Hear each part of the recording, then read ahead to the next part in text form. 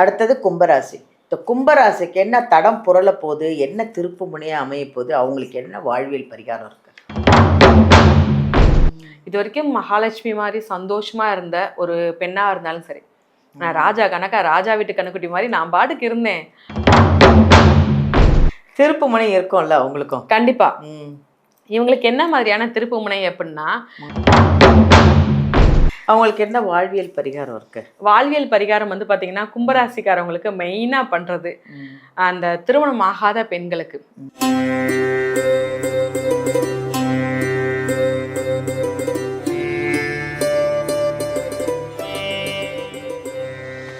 Hi, எல்லாருக்கும் வணக்கம். நான் தாங்க உங்கள் பாலாம்பிகா. உலகமெல்லாம் பார்த்து ரசித்து எங்கள் ஜோதிடர் யுகம் சேனலை வந்து இவ்வளோ பிரபலமாக்கி நிறைய கமெண்ட்ஸ் கொடுத்து நாங்கள் எங்களுடைய ஜோதிடர்கள் சொல்கிற அத்தனை விஷயங்களையும் உங்களுக்கான பதிவு அப்படிங்கிறத நீங்களும் புரிஞ்சுக்கிட்டு அந்த ஆலயங்கள், பரிகாரங்கள், ஒரு பெயர்ச்சிக்கும் எப்படி இருக்குது இந்த 12 ராசிக்கும்னா நாங்கள் ஒரு ஜோதிடர்களையும் கூப்பிட்டு உங்களுக்காக இந்த பதிவை கொடுத்துக்கிட்டு இருக்கோம். இதில் நீங்களும் பார்த்து அதை அப்படியே ஃபாலோ பண்ணி நாங்கள் நல்லா இருக்குது பரிகாரங்கள்லாம், இத்தனை ராசிக்கும் இத்தனை விஷயங்களெல்லாம் நீங்கள் எப்படி சொல்கிறீங்க அப்படின்னு கேட்குறாங்க. அந்தளவுக்கு எங்களுக்கு வந்து இவ்வளோ சந்தோஷமாக இருக்குது. எங்கள் ஜோதிடர் யுகம் சேனலை இவ்வளோ பிரபலமாக்குனதுக்கு முதல்ல நன்றி சொல்லணும் உங்களுக்கு எல்லாருக்குமே, வியூவர்ஸ் எல்லாருக்குமே. ஸோ நம்ம வந்து ஒரு பெயர்ச்சி, ஒரு புது விஷயங்களை உங்களுக்கு கொண்டு வந்துட்ருக்கோம் இல்லையா, 12 ராசிக்காரர்களுக்கும். அப்படி இன்றைக்கி வந்து ஒரு வித்தியாசமான ஒரு பதிவோடு தாங்க நாங்கள் இன்றைக்கும் வந்திருக்கோம். மாற்றிடாதீங்க, அப்படியே வைங்க, ஸ்கிப் பண்ணிடாதீங்க, ஃபுல்லாக வீடியோலாம் பாருங்கள். ஏன்னா இது உங்களுக்கான பதிவு. முக்கியமான ஒரு அற்புதமான ஒரு விஷயம்னு சொல்கிறேன் இல்லையா. என்ன விஷயம் அப்படின்னா, ஆகஸ்ட் மாதத்தில் இந்த சில ராசிகள்லாம் தடம் புரள போகுதாம். இந்த ராசிக்கெல்லாம் திருப்பு முனை அமைய போதாம். அப்படி என்ன அந்த 12 ராசியில் எந்த ராசி தடம் புரள போகுது, எந்த ராசி திருப்பு முனையாக அமைய போகுது அப்படிங்கிறத தான் நம்ம பார்க்க போகிறோம். அதை சொல்ல வராங்க நம்ம பாரம்பரிய ஜோதிடர் யோக பிரபா. அவங்கள தான் நம்ம சந்திக்க போகிறோம். ரொம்ப சின்ன பொண்ணாக இருந்தாலும் அவ்வளோ விஷயங்களையும் அந்த பொண்ணுக்கு அரைச்சி குடித்து நிறைய விஷயங்களை சொல்லிகிட்ருக்கு. நானே அப்படியே மெய் மறந்து கேட்டுட்ருக்கேன். அவ்வளோ தெரிஞ்சு அவ்வளோ விஷயங்களெல்லாம் பார்த்துட்ருக்காங்க. உங்களுக்கு அவங்கக்கிட்ட ஜாதகம் பார்க்கணும் அப்படின்னு நீங்கள் பிரியப்பட்டீங்கன்னா வீடியோலேருந்து நம்பர் எடுத்து நீங்கள் நேரடியாக ஜாதகத்தை பார்க்கலாம். ஏன்னா அவ்வளோ பரிகாரம், இந்த கோவில் விஷயம், ஒரு ராசி எப்படி இருக்குது, பெயர்ச்சிக்கு எப்படி இருக்குது, எல்லாமே அந்த பொண்ணு கரெக்டாக சொல்கிறாங்க.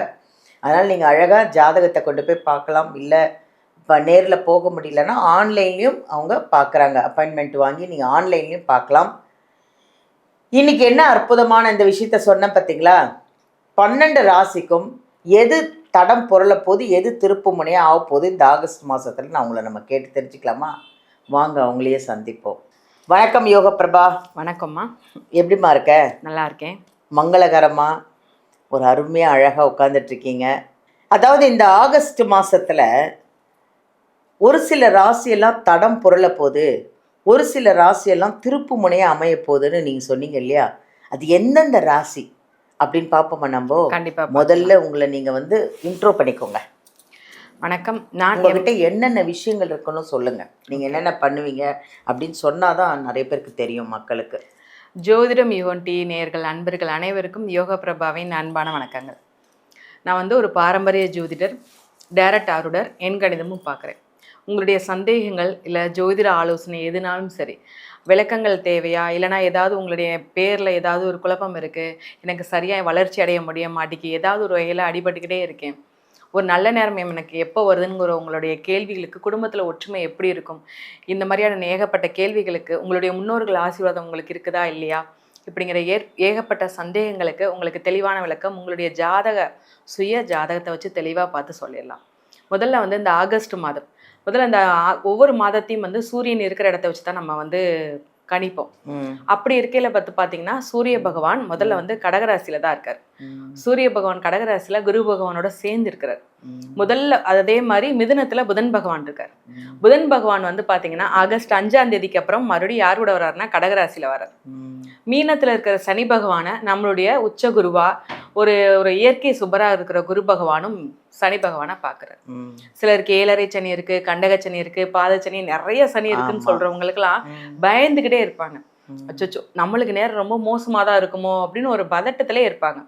ஆனா முதல்ல வந்து ஒன்று தெரிஞ்சுக்கோங்க, சனி பகவான் வந்து நம்மளை பாதிப்பை வந்து ஏற்படுத்த மாட்டாரு. அவரை பார்த்து பயப்பட வேண்டிய அவசியமே கிடையாது.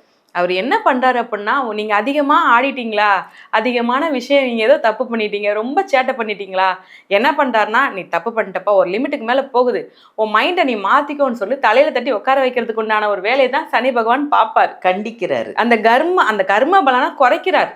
ஏன்னா நீ ரொம்ப பண்ணேன்னா உன்னோட நீ கஷ்டப்பட்டா பரவாயில்ல, உன்னோட சந்ததியும் கஷ்டப்படும். அதனால நீ கொஞ்சம் கண்ட்ரோல் பண்றதுக்குரிய வேலையை தான் சனி பகவான் வைக்கிறாரு. அப்படி மட்டும் இல்லாம நம்ம உச்சகுரு, நம்ம குரு பகவானும் சனி பகவானை பாக்குறாரு கடகராசில இருந்து. அப்படி இருக்கும்போது அவங்களுக்கு கூடுதலா ஒரு பெரிய பாசிட்டிவான விஷயம் தான் நடக்க போகுது. அது மட்டும் இல்லாம இந்த புதன் பகவான், சூரிய பகவான் வந்து முதல்ல 15 நாள் தான் கடகராசில இருப்பார். அதற்கு 15 நாள் வந்து சிம்மராசிக்கு வர்றாரு. அப்படி இருக்கும்போது நிறைய கிரகங்கள் இந்த மாற்றத்தினால நிறைய ராசிகள்ல வந்து ஒரு சூப்பரான அச்சீவ்மெண்ட் போறாங்க. ஒரு திருப்பு முனையா லைஃப்லேயே ஒரு டேர்னிங் பாயிண்ட் அவங்களுக்கு கிடைக்க போகுது.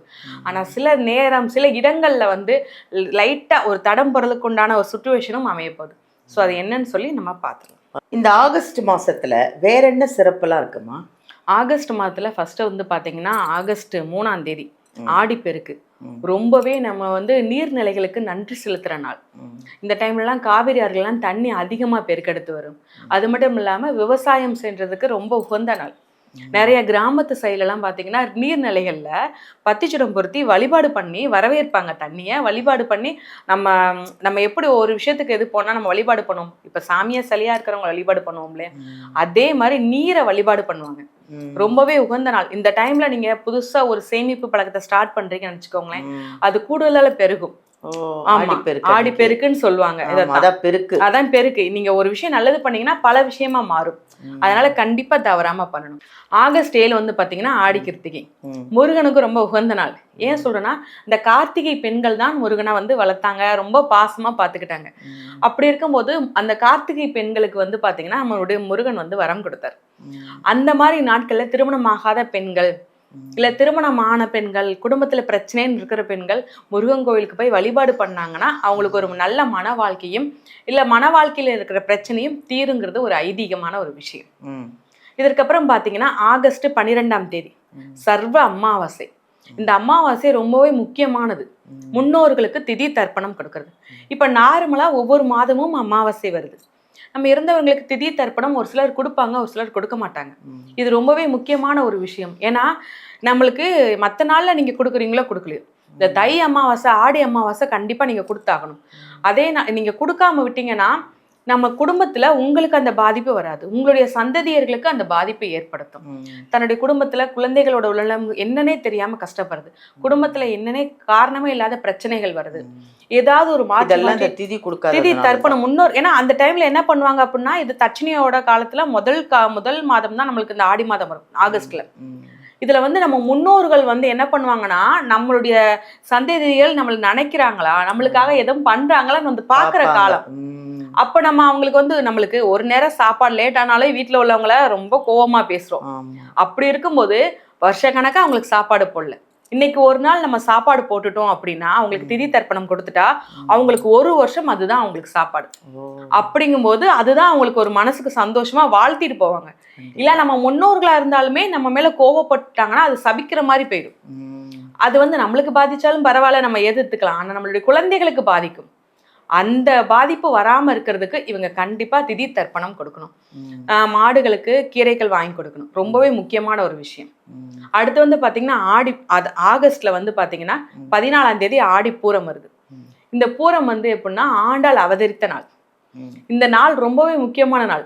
அரங்கநாதனை ரொம்பவே உயிருக்குயிரா காதலிச்சு திருமணம் செஞ்சுக்கிட்டாங்க நம்ம ஆண்டாள். இந்த கால டைம்ல திருமணம் ஆகாத பெண்கள், இல்லைன்னா நான் லவ் பண்ணிக்கிட்டே இருக்கேன், எனக்கு அந்த பையனை விரும்பணும், நான் கல்யாணம் பண்ணிக்கணும், வீட்டில் சம்மதத்தோட திருமணம் பண்ணணும் அப்படின்னு நினைக்கிறவங்க ஆண்டாள் கோவிலெல்லாம் பார்த்தீங்கன்னா எல்லா அம்மன் கோவிலுமே அந்த வளையல் வச்சு அம்மனுக்கு அலங்காரம் பண்ணியிருப்பாங்க. அந்த வளையல் எடுத்து போட்டுக்கணும். அந்த வளையலெல்லாம் கொடுப்பாங்க.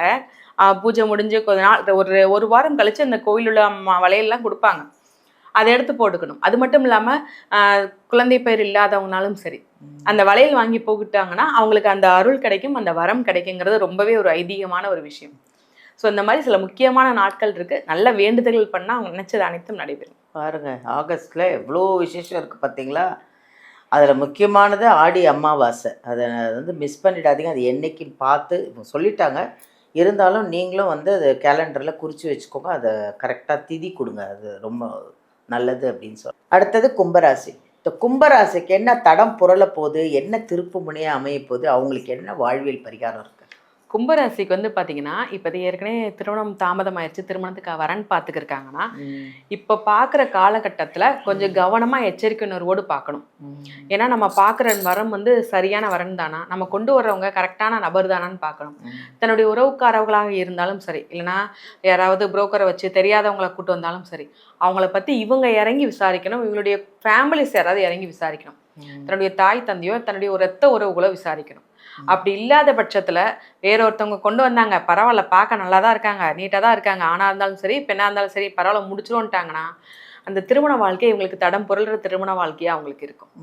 இது வரைக்கும் மகாலட்சுமி மாதிரி சந்தோஷமாக இருந்த ஒரு பெண்ணாக இருந்தாலும் சரி, நான் ராஜா கணக்கா ராஜா வீட்டு கண்ணுக்குட்டி மாதிரி நான் பாட்டுக்கு இருந்தேன், ஆனால் ஒரு இக்கட்டான ஒரு வீட்டில் போய் முடிச்சு வச்சுட்டீங்களேன்னு சொல்லி ஒரு ஆணாக இருந்தாலும் சரி, ஒரு பிரச்சனைக்குண்டான திருமண வாழ்க்கையை ஏற்படுத்தி கொடுக்குது. அதில் கொஞ்சம் அவங்க கவனமாக இருக்கணும். மற்றபடி பெரிய இது என்னன்னாலும் சரி இறங்கி விசாரிச்சிடணும், யாரையும் நம்பாம. அப்படி இருந்தாலேவும் இவங்களுக்கு தடம் புரள்ற வாழ்க்கையிலேருந்து தப்பிச்சிடலாம்.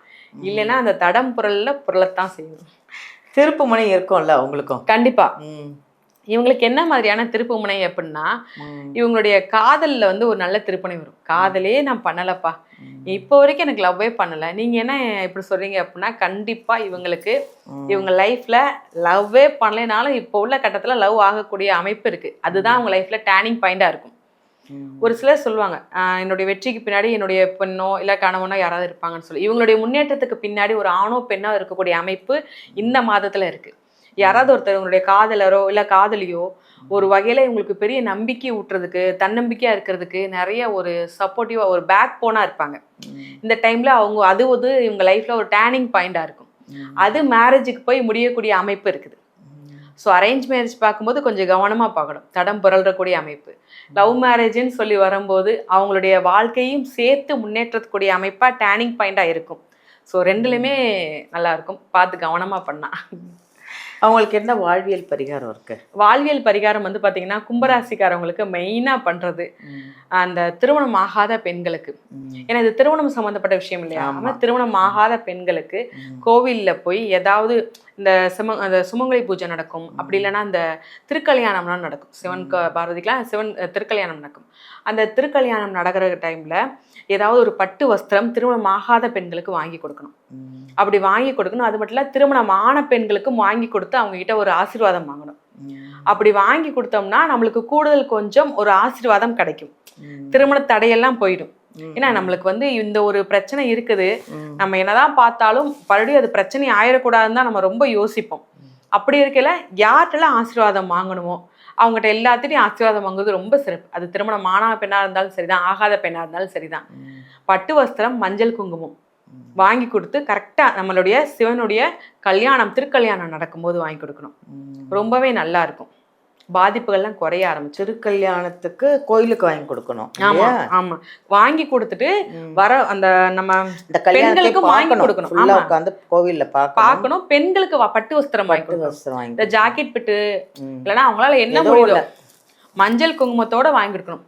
குறிப்பிட்ட ஒரு அவ்வளோ பேருக்கு எங்களால் வாங்கி கொடுக்க முடியலன்னு சொன்னாலும் பரவாயில்ல, ஒரு 21 பேருக்கு, ஒரு 11 பேருக்கு அவங்களோட முடிஞ்சவங்களுக்கு வாங்கி முடியலனாலும் ஒரு 11 பேருக்காவது வாங்கி அதை அப்படி வாங்கி கொடுக்கலாம். கண்டிப்பா அப்படி வாங்கி கொடுத்தா அந்த பெரிய தடம் புரளக்கூடிய திருமண வாழ்க்கையுமே ஒரு நல்ல நிலைமைக்கு வந்துடும், பிரச்சனை இல்லாமல் இருக்கும். அதாவது கல்யாணம் நிறைய பேருக்கு வந்து இப்போ பொண்ணு கிடைச்சா மாப்பிள்ளை கிடைக்கிறது இல்லை, மாப்பிள்ளை கிடைச்சா பொண்ணு கிடைக்கிறது இல்லை. எல்லாமே கிடைச்சாலும் ஏதோ ஒரு முகூர்த்த நாள் கிடைக்கல, ஏதோ ஒரு தள்ளி போகுது. இப்போ நிறைய தடங்கள் ஆகுது கல்யாணம் மாப்பிள்ளை பொண்ணுக்கெலாம். எனக்கு தெரிஞ்சவங்களுக்கே நிறைய பேருக்கு கல்யாணம் ரொம்ப தடங்கள் ஆகிட்டே போயிட்டுருக்கு. அந்த மாதிரி உள்ளவங்களுக்கெல்லாம் இது ஒரு அருமையான ஒரு வாழ்வியல் பரிகாரம். கல்யாணம் ஆகலை, எனக்கு பொண்ணு கிடைக்கல, நானும் ட்ரை பண்ணிகிட்டே இருக்கேன் அப்படின்னா, இது ஒரு அருமையான வாழ்வியல் பரிகாரங்க. இது ஃபுல் வீடியோ பாருங்கள். திருக்கல்யாணம் நடந்துட்டு இருக்கும்போது கோவிலுக்கு பட்டு வஸ்திரம் வாங்கி கொடுங்க. மஞ்சள், குங்குமம், பெண்களுக்கு கல்யாணம் ஆக வேண்டிய பெண்களுக்கெல்லாம் மஞ்சள், குங்குமம், ஒரு ஜாக்கெட் பிட்டாவது ஒரு 11 பேருக்கு ஒரு ஜாக்கெட் பிட்டு வாங்கி கொடுங்க. அவ்வளோ நல்லது, சுபிக்ஷமாக இருக்கும். டக்குன்னு நம்ம விஷயம் வந்து நமக்கு ஒரு டக்குன்னு கல்யாணம் ஆக வேண்டிய நேரம் டபக்குன்னு நடக்கும். நல்ல ஒரு அருமையான 12 ராசிக்கும் இந்த ராசி எப்படி தடம் புரளுது, அதுக்கு என்ன திருப்பு முனை, அவ்வளோ அழகாக சொல்லிட்டோமா. அதுக்கான பரிகாரம் அவ்வளோ அழகாக சொல்லியிருக்கீங்க. 12 ராசிக்கும் ரொம்ப யூஸ்ஃபுல்லான ஒரு விஷயம் இது. நன்றி நன்றிம்மா. பார்த்தீங்களா, இந்த ஆகஸ்ட் மாதத்தில் இந்த ராசி வந்து தடம் புரளாமல் இருக்கிறதுக்கு பரிகாரம், திருப்பு முனை ஆகிறதுக்கும் நிறைய விஷயங்களை அழகாக சொன்னாங்க. யோக பிரபானா நீங்கள் சாதாரணமாக நினச்சிட்டு இருக்காதீங்க, அவ்வளோ விஷயம் தெரியுது அவங்களுக்கு. அதுவும் இல்லாமல் அவங்க பாரம்பரிய ஜோதிடர் அவங்க, அதனால் பாரம்பரியமாக வர்றதுனால அவங்களுக்கு நிறைய விஷயம் கற்றுட்ருக்காங்க. உங்களுக்கு என்ன சந்தேகனாலும் சரி, வீடியோவிலேருந்து நம்பர் எடுத்து யோக பிரபா கிட்ட நீங்கள் அப்பாயின்மெண்ட் வாங்கி நேர்லேயே போய் பார்க்கலாம். ஜாதகத்தை எடுத்துகிட்டு போங்க. உங்களுக்கு என்னென்ன பிரச்சனை அப்படிங்கிறது அவங்களே அழகாக சொல்லி அதுக்கு ஒரு பரிகாரம், உங்களுக்கு பிரச்சனையெல்லாம் தீர்ந்து உங்களுக்கு அதுலேருந்து வெளியில் வந்து உங்களுக்கு வாழறதுக்கான வழிகள்லாம் எப்படி இருக்குமோ எல்லா விஷயத்தையும் அவங்க பார்த்து சொல்லுவாங்க. அதனால் நீங்கள் சப்போஸ் நேரில் வர முடியல அப்படின்னா கூட ஆன்லைன்லேயே அவங்க பார்க்குறாங்க. ஓகேவா? பாருங்கள், ஹாப்பியாக இருக்கிறதுக்கு நிறைய யூஸ்ஃபுல்லான விஷயங்க இது. அதனால் முதல்ல வீடியோவை ஸ்கிப் பண்ணாமல் ஃபுல்லாக பாருங்கள்.